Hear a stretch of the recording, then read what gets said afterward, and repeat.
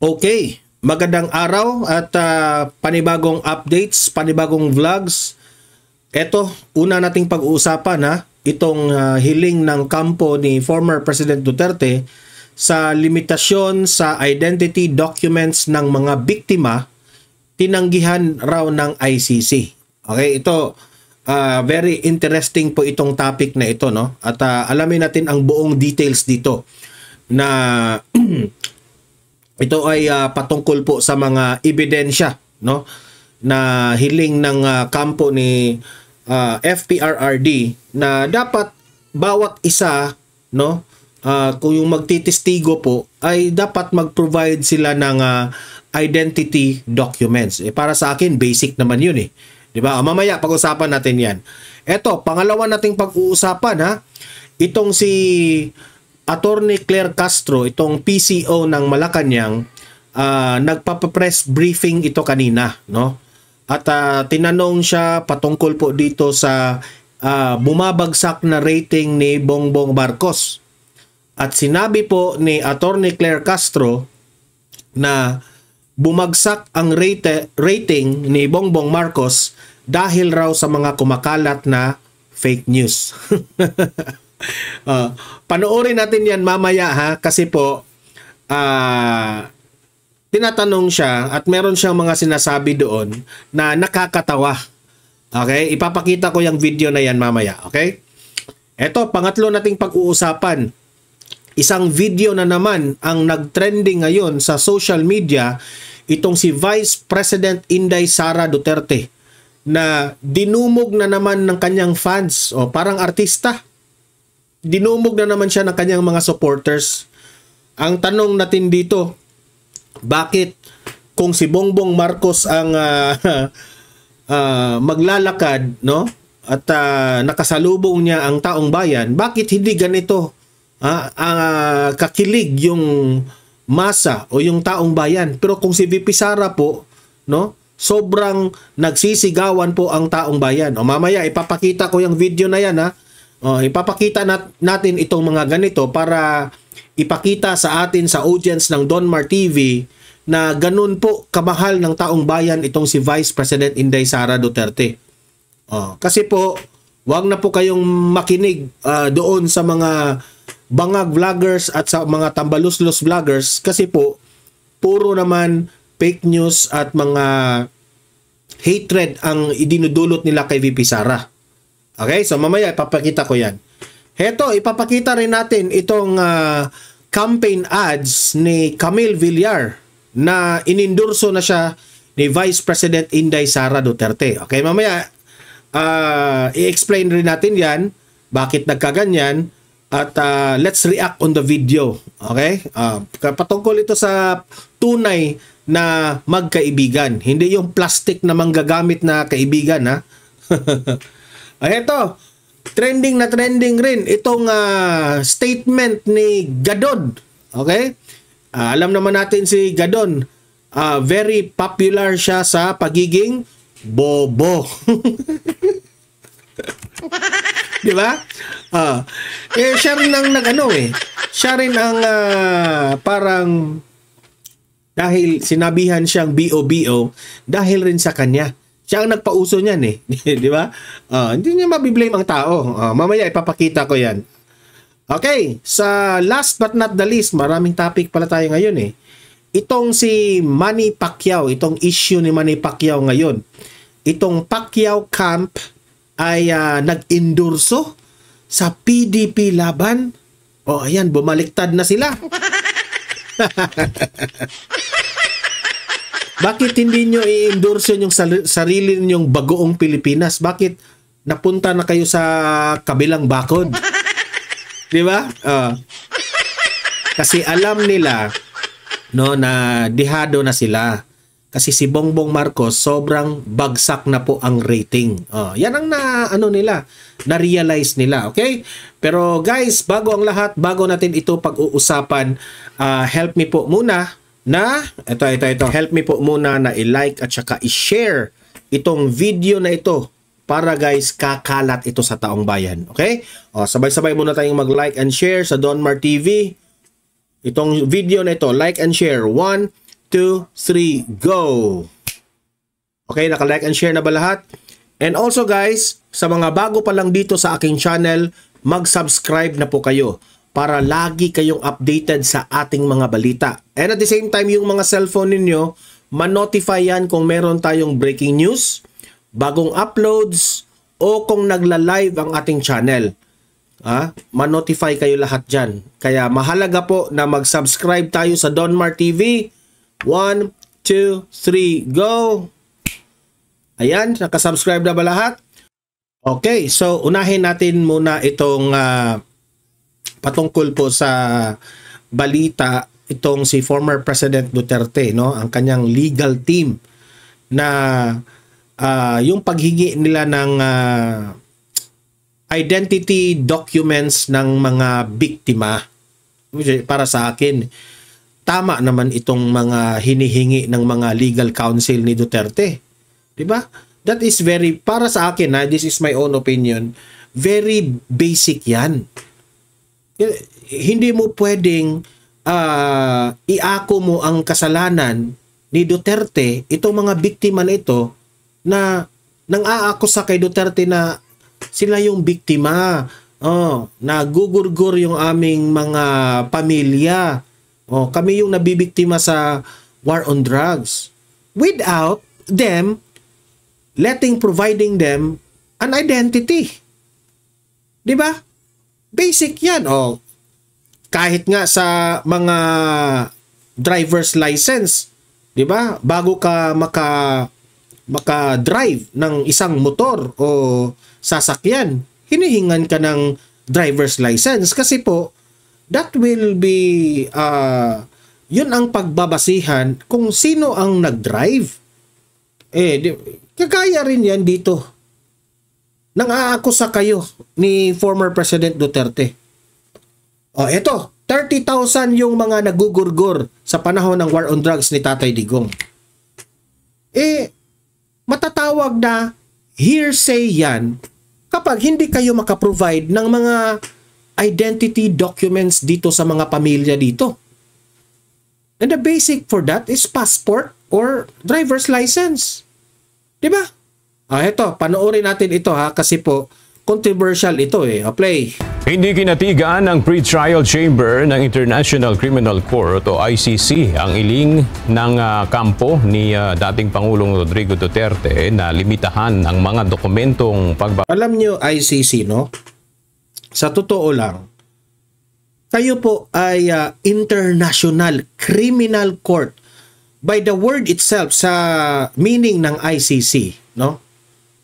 Kayo na yung pinakamataas. Hindi naman siguro bulag-bulagan tayo dito na si Duterte talaga yung may kasalanan dito. Paano kung hearsay lang yan? Yang 30,000 na inakusa sa kanila, no? Na si Duterte ang mga gumurgur dyan. Unfair naman yan on the part of former President Duterte kung hindi natin ma-verify yan, na totoo yan. And we can verify that one by letting them provide an identity documents dito sa mga pamilya. Dito sa 30,000 di umanong sinasabi nilang inakasuhan si Duterte. Diba? Ako, wala talagang mali ang ginawa sa legal counsel ni Duterte. Tama yun. Identity documents, that is being fair. Why can't you provide? Kayong mga nagpapanggap na mga biktima di umano sa war on drugs. Dahil, alam natin na fabricated. Di ba? Mahirap kasi mag-provide ng isang fabricated evidence. Wala tayong dyan, di ba? Analysis ko lang dyan. That's my own opinion. Pabatayan ang identity o pagkakakilanlan ng mga sinasabing biktima ng war on drugs na gustong makisali sa kaso ng dating Pangulo. Sa 20 pahinang kautusan na inilabas ng pre-trial chamber, nagpasya itong tanggapin ang mga dokumentong ipinanukala ng ICC registry bilang pagkakakilanlan ng mga biktima, kabilang ang SSS, GSIS at UMID cards, driver's license, postal ID, NBI at police clearance at kahit sedula at baptismal certificate. Yung tama naman eh. Para sa akin, that is fair, no? Lahat ng ito mga dokumentong hinihingi na ito yung magpapatunay na tunay kayong tao. Di ba?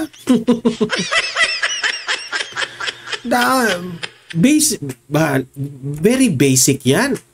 Kung ikaw gusto mong tumistigo, o ikaw gusto kang tumistigo, alangan naman papuntahin ka doon na dapat malaman sana ng ICC na itong mga kinuhang mga testigo na ito, hindi lang ito basta-basta kinuha doon sa gilid ng tindahan, nakabili ng suka. Suka na naman. Di ba? Dapat meron silang identity na nagpapatunay na sila ay Pilipino, sila ay kamag-anak doon sa biktima. Ito yung sidula, ito yung SS, talagang Pilipino ka. Hindi basta-basta pinulot ka lang dyan sa tabi-tabi. Tama naman eh. Basic. Very basic. Katwiran ng PTC, sapat naman ang safeguards sa proseso ng pagtanggap ng mga biktimang makikisali sa kaso para maiwasan ang mga fake victims at pandaraya. Una nang hiniling ng kampo ng dating Pangulo na limitahan. Alam nyo, sa totoo lang, mapipeke nga yung ID ngayon eh. Meron dyan. Sa Maynila, merong marunong gumawa ng kahit nga diploma, ginagawa. Fake IDs, ginagawa. Diba? So dapat naman, they have to, para sa akin dapat i-verify natin yung mga testigo. Diba? Hindi basta-basta na ganun lang. Lamang sa national ID at passport ang mga dokumento na pagbabatayan ng pagtanggap sa mga nagpapakilalang biktima ng war on drugs upang maiwasan ang anilay mga pandaraya dito. Correct. At huwag masingitan ng mga magpapakunwaring mga biktima na gusto. Yes, ang dami dyan mga magpapakunwaring biktima. Nagrarally sila. Hinawakan yung picture. Pagkatapos, meron doon sa social media nagreklamo na ako yan buhay pa ako eh. Bakit nandyan ang picture ko? Tapos yung isa nagreklamo rin, paano yan? Hindi yan namatay sa war on drugs eh. Iba yan. Di ba? So mga ganitong mga peke na mga ebidensya nila, nakakatakot po ito. Hindi po ito katanggap-tanggap. That is very unfair on the part dito sa legal team at kay former President Duterte. Di ba? Kung makatistigo laban sa dating Pangulo. So, ayan, no? So, I hope naman na ICC, no? Taasan nyo siguro yung standard ninyo. Kasi hindi po pwede na parang kinikater nyo pa. Ang mga kabalastugan itong mga kaaway ni Duterte alam naman natin ginagawa yung pamumulitika yung ginagawa nila eh. Di ba? So dapat i-verify natin ng mabuti. We are talking here a high profile na kaso. Dating presidente yan sa Pilipinas. Mataas po ang trust and approval ratings. Minamahal yan ng taong bayan. So dapat you must be cautious dyan, no? Sa mga ganitong bagay. Paano natin yan susuriin yung mga biktima na yan na kung hindi natin bigyan ng strict identity documents, di ba? Eto, nakakatawa itong si Attorney Claire Castro sa kanyang press briefing. Ito ay tinanong siya tungkol sa kanyang ratings ni Bongbong Marcos na bumaba raw ang ratings ni Bongbong Marcos, no? Dahil sa mga kumakalat na fake news. Tanggapin nyo lang. Claire? Kung ako sa iyo, Claire, tanggapin nyo na talagang bumababa ang ratings nitong si itong si Bongbong Marcos, it's because hindi na nagugustuhan ng taong bayan ng kanyang mga ginagawa. Di ba? Tanggapin nyo na. No, hindi pala yan. Tanggapin nyo na. Ito, play. Ay. Wait. Walang audio. Audio.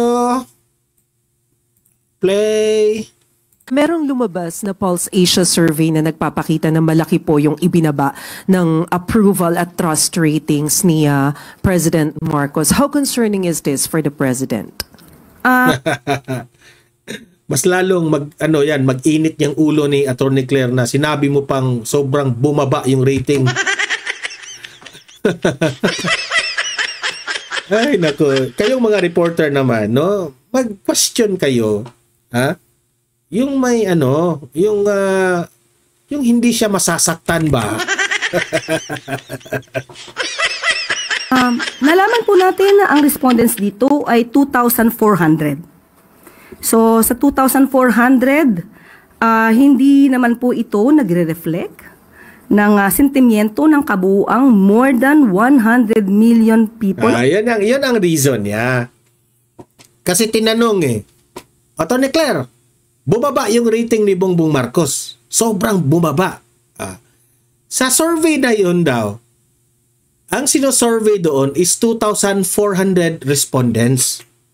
Attorney Claire 2,400 respondents.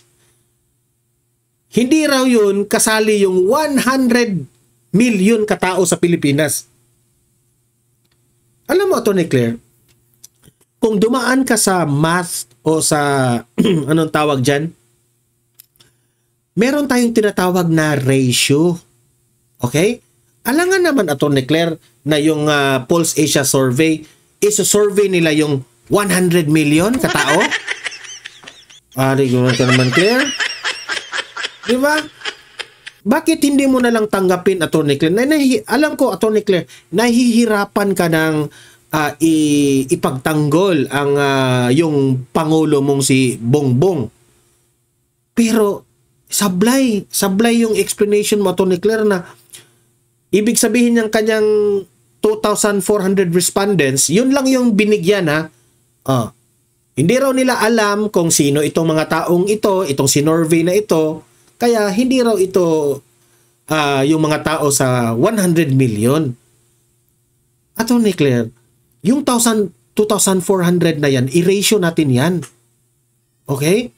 So 25% na lang ang mga taong naniniwala kay Bongbong Marcos. Yung mga nagpapasurvey, Attorney Claire, alam nila yung kanilang ginagawa. Yes, alam ko na merong bayarang mga survey dyan, alam ko. Pero this time, halata naman na totoong-totoo ito Ayaw mo pang aminin. Di ba? May reasoning pa siya dito. Pakinggan nyo. Or Filipinos in the country. Sumasalamin din po ito sa impluensya ng mga fake news. Ito yung pinaka-explanation niya. Na ang 2,400, nag-25% lang yung trust and approval ratings niya. Di ba? Dahil raw, sumasalamin raw na kumakalat ngayon ang mga bali-balita tungkol sa mga fake news. Kaya raw bumagsak si Bongbong Marcos. Kung ganyan po ang reasoning mo, Attorney Claire, saang banda pinikyus ang tao? Hindi fake news ang dinala si Tatay Digong sa eroplano, dala doon sa dahig. Hindi yun fake news. Kitang-kita po yun sa social media. Kitang-kita kung paano tinitreat nitong si Torre. Kung paano niya binasto si Duterte. Kitang-kita po at nakakita kami lahat doon sa hearing sa Senado kung paano nila nilabag ang batas, Attorney Claire. So anong fake news doon na sinasabi mo? Ang alam kong fake news, yung mag-edit-edit ng picture. Hindi ko na lang sasabihin sino. Yun ang fake news, yung mga edit-edit ng picture na hiwi na yung lamesa, yung kamay na sobrang liit, tapos malaki yung ulo. Yun ang fake news, nag-edit ng photo. Ganun yung fake news. Ang fake news, Attorney Claire, yung mga kuno, ang daming nagha-heart, ang daming nag-a-appreciate, pero lahat naman mga taga-ibang bansa o wala namang mukha yung mga nagko-comment sa isang Facebook post. Yun ang fake news. Di ba? Hindi po fake news yung si VP Sara, hinarang siya, hindi siya pinapasok doon sa Clark Air Base. Hindi po fake news, bulatlat lahat yan, na hindi po sinusunod yung Article 59. Paano naging fake news yun? Ha? Hindi po fake news na si Bongbong Marcos ang pinagbibintangan ng taong bayan na siya yung nag-utos sa kanilang mga kanila Torre, Marbel, nila Rimulya.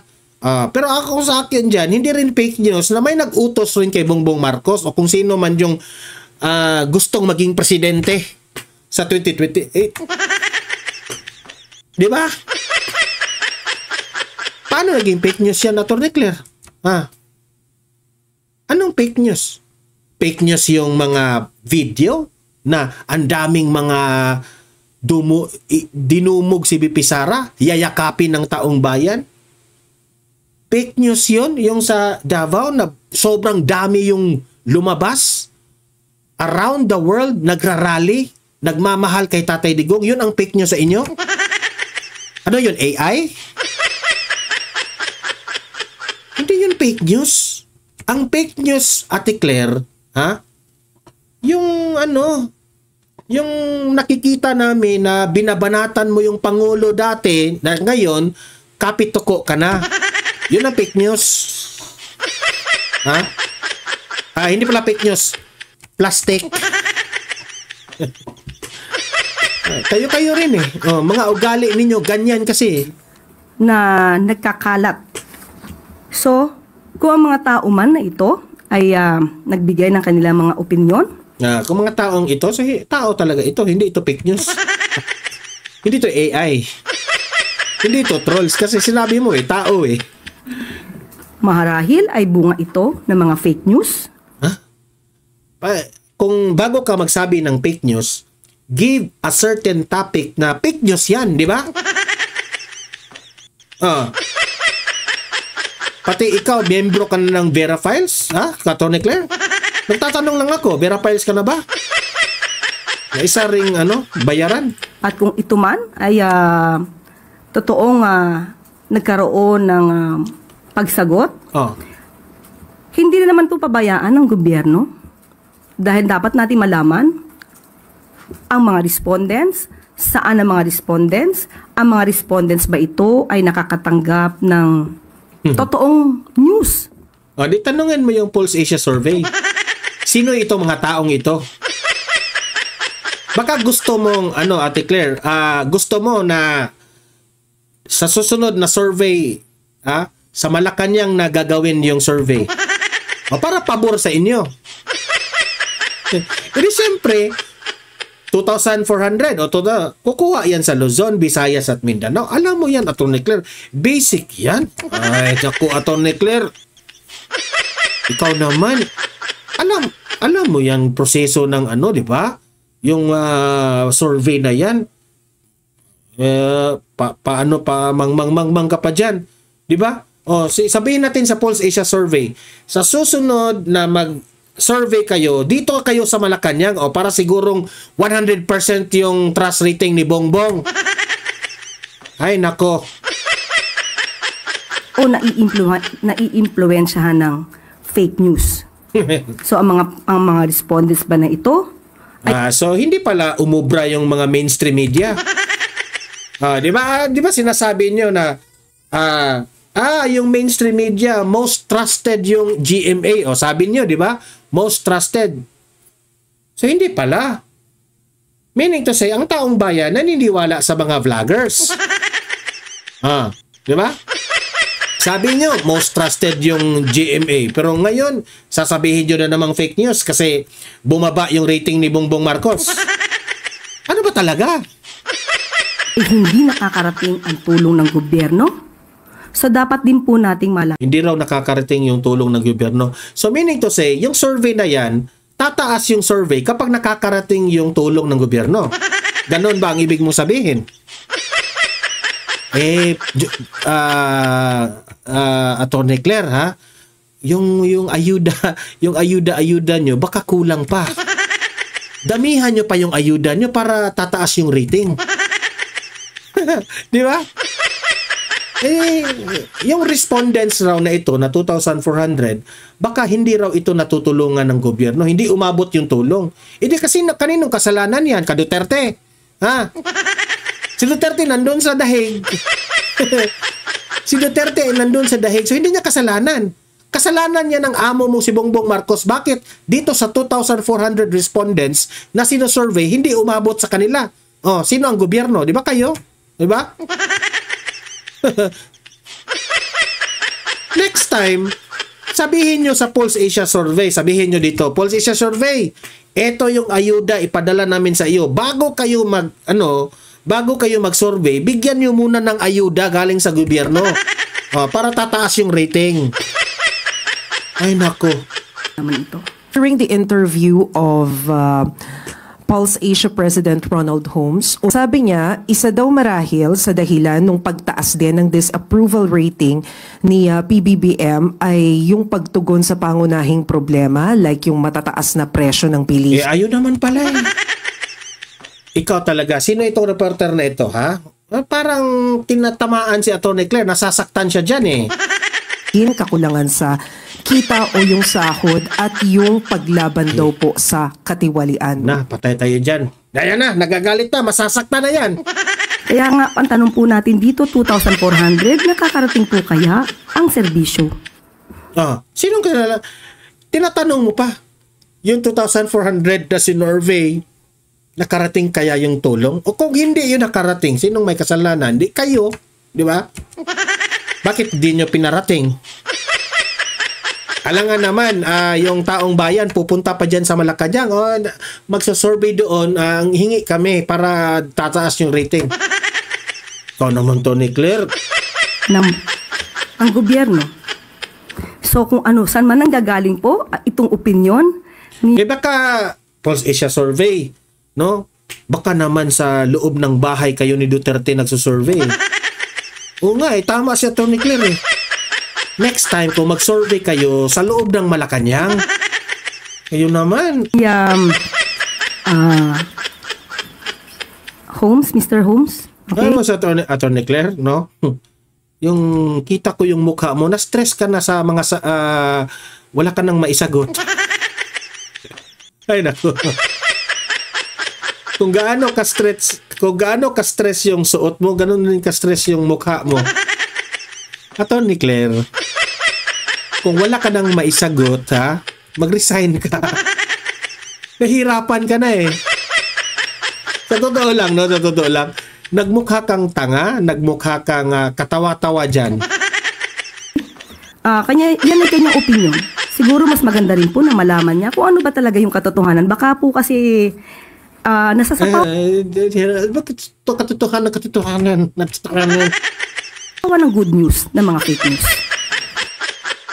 Ay, nako si Atty. Claire. Para naman tayong bata nito, Atty. Claire. Eto, Atty. Claire, ha? Dahil sinabi mo na yung mga 2,400 respondents na yun, ano yun baka hindi umabot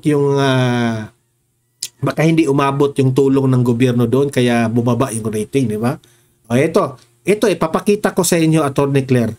Baka dito, instead na nabigyan ng tulong galing sa gobyerno, baka ito yung reason, no? Tingnan mo, Atty. Claire. Ito yung reason, no? Tingnan mo.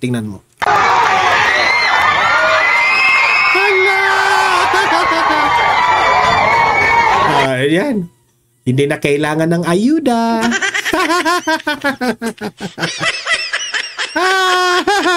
Hindi na kailangan ng ayuda. O ayun, namamahinga lang yan, pero dinumog ng tao. Yan o.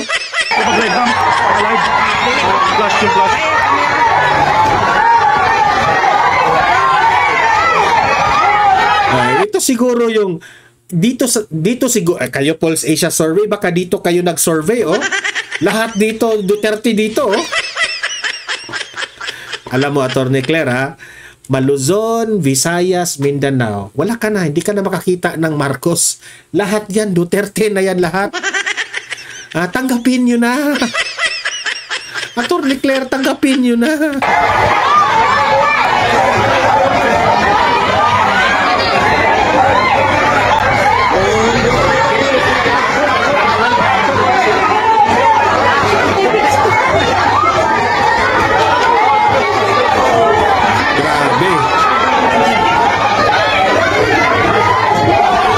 Attorney Claire, bakit ganito si VP Sara? Attorney Claire, paki-explain. Attorney Claire, paki-explain. Kung si Bongbong Marcos kaway-kaway sa hangin, ganun, walang pumapansin. Pero si VP Sara, Ate Claire, bakit ganito?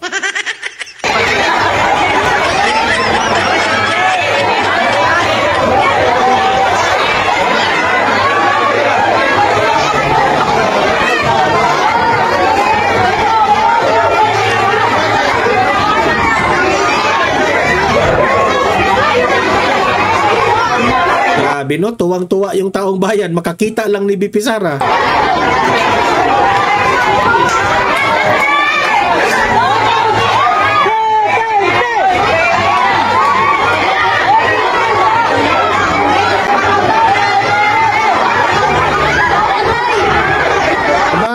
I-check nyo ito, baka AI itong mga taong to i-check natin, i-check. Baka fake news. Attorney Claire, baka fake news ito, Attorney Claire, ha? Fake news na naman ito, baka AI ito, AI.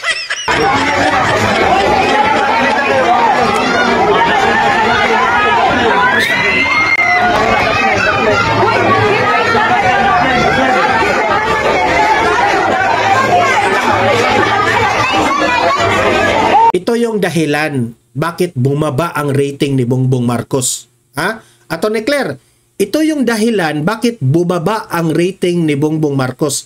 Kasi fake news ito. Itong video na ito, fake news ito.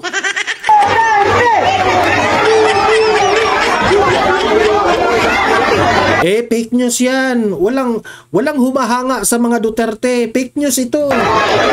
Fake news ito.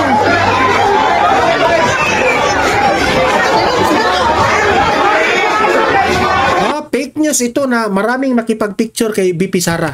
Fake news yan, VP Sara. Yung nakipag-picture sa inyo, fake news yan. Hindi yan totoong tao.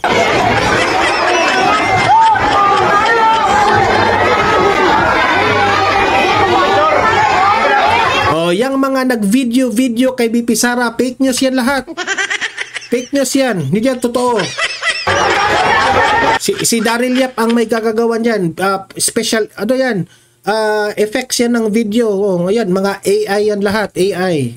Fake news yan.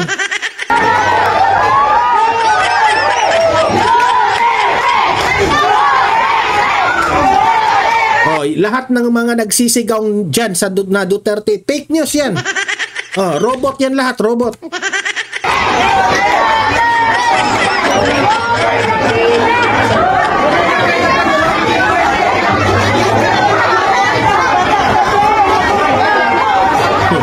Tingnan nyo, napuno yung building dyan.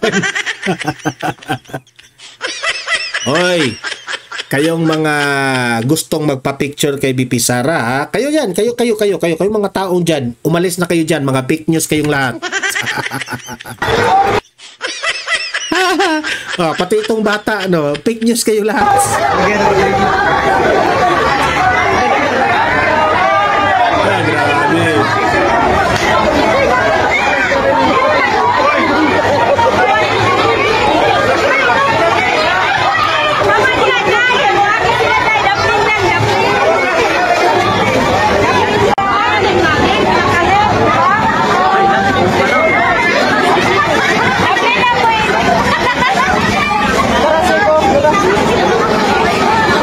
tingnan nyo, pati mga bata, kilala nila si BP Sara.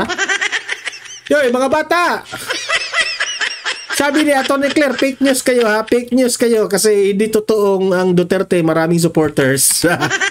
Kasi ano pala, si Dong Gonzales at si Jay Suarez. Mga fake news yan, kayong mga tao dyan. Fake accounts yan lahat.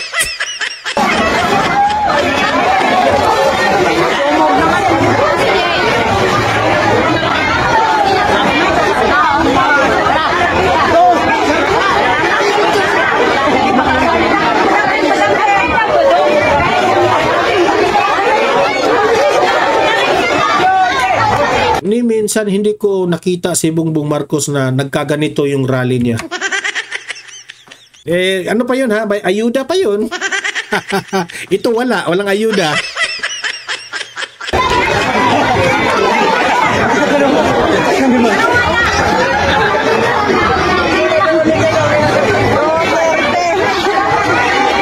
Ay nako, ito pa Ate Claire ha. Mas lalo kang masasaktan dito ha, Ate Claire. Alam mo ba kung bakit? Yung kaalyado sa alyansa ng Bagoong Pilipinas, ha? Pati itong si Camille, humahanga na rin kay BP Sara. Insulto ito kay Bongbong Marcos. Tingnan nyo, oh, Camille! Sa panahon ngayon, kailangan tunay na kaibigan. May malasakit sa bayan, Kailangan raw tunay na kaibigan. Bakit si Bongbong Marcos hindi tunay na kaibigan, BP Sara? Is that what you are trying to say? Atty. Claire, ano masasabi mo dito, Atty. Claire? Oh, kaalyado ito ni Bongbong. Pero ngayon, nagpa-endorso kay BP Sara. Imagine, kapartido ito ni Bongbong Marcos, si Camille Villar. Camille Villar, bakit hindi ka nakipag-endorso kay Bongbong Marcos? Bakit si BP Sara ang nag-endorso sa'yo? Ang sakit! Ang sakit-sakit!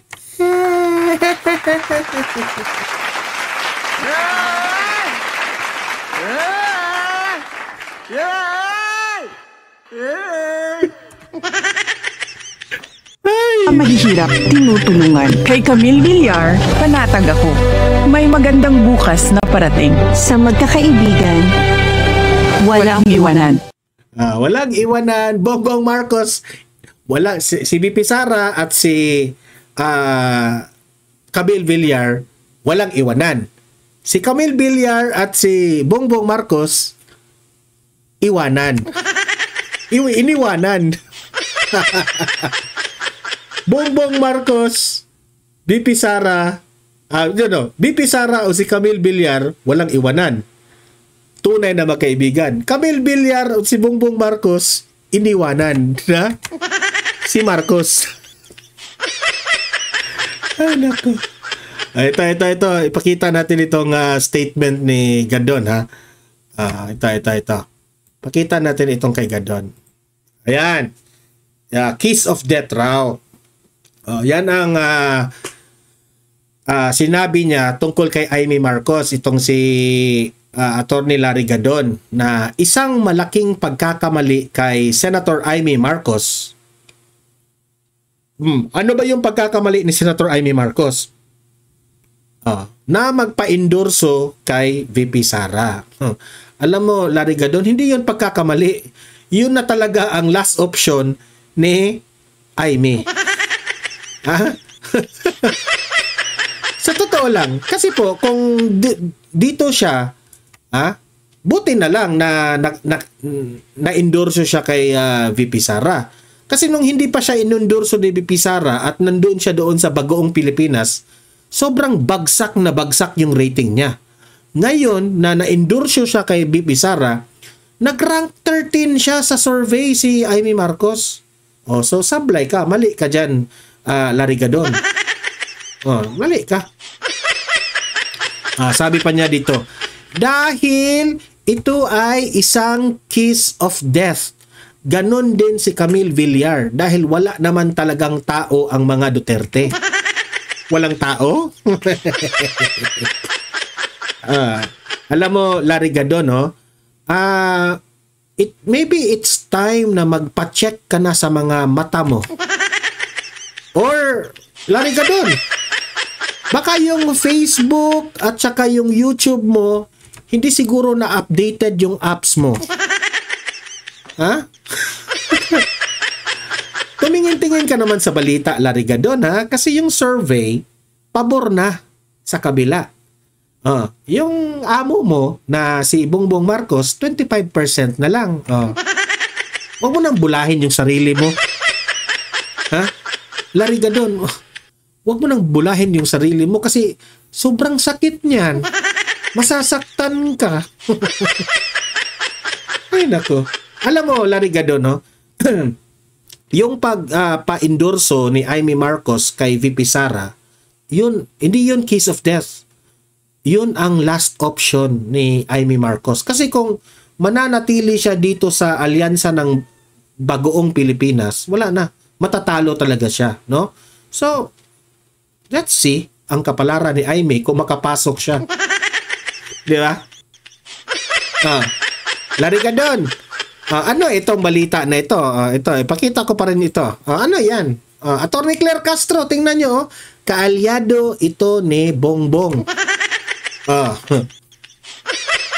Tingnan nyo, ha. Wala pa man akong exact na mga details dito. Wala pang follow-up balita dito, ha. Pero ito yung sinabi ng Politico Regional. The camp of senatorial candidate Manny Pacquiao and his local party People's Champ. Okay? Meron silang Local Party People's Champ Movement o PCM, no? People's Champ Movement in General Santos City may not do straight voting for the ruling coalition Alyansa para sa Bagoong Pilipinas o President Ferdinand Marcos Jr. in the upcoming midterm election.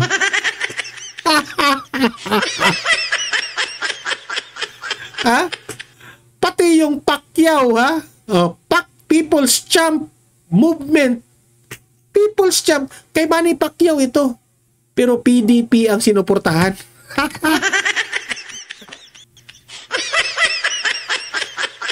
Ano ka na ngayon, Manny Pacquiao?